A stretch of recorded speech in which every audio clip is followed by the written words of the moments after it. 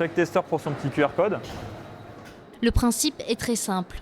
Il suffit de se munir de son téléphone et scanner un QR code.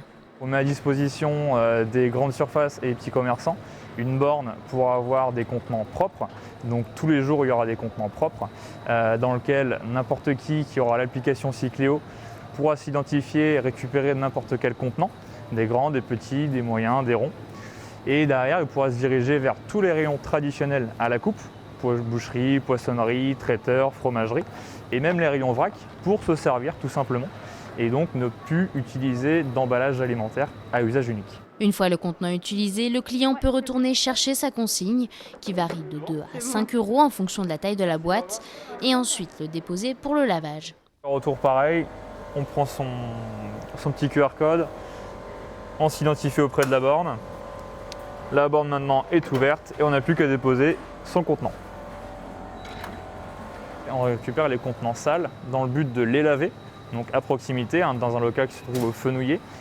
Et puis le petit plus, le petit projet dans le projet, ça c'est quelque chose qui me tient vraiment à cœur, c'est pas faire de greenwashing, c'est-à-dire de faire de la fausse écologie, c'est-à-dire qu'on va utiliser beaucoup d'eau évidemment dans une laverie.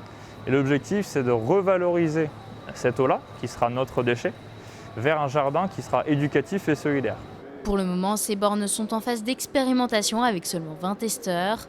L'objectif pour la start-up, travailler pour un plus large public et développer des partenariats avec 16 petits commerçants et 6 grandes surfaces d'ici à 2022.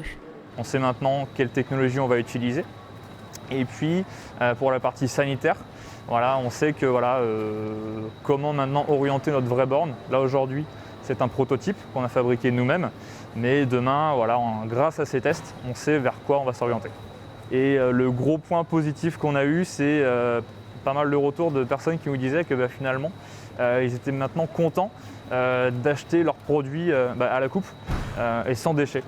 L'expérimentation se terminera à la fin du mois. À terme, le paiement puis le crédit de la consigne pourront se faire sur l'application Cycléo. Si tout se passe comme espéré, le process devrait être industrialisé d'ici à la fin de l'année.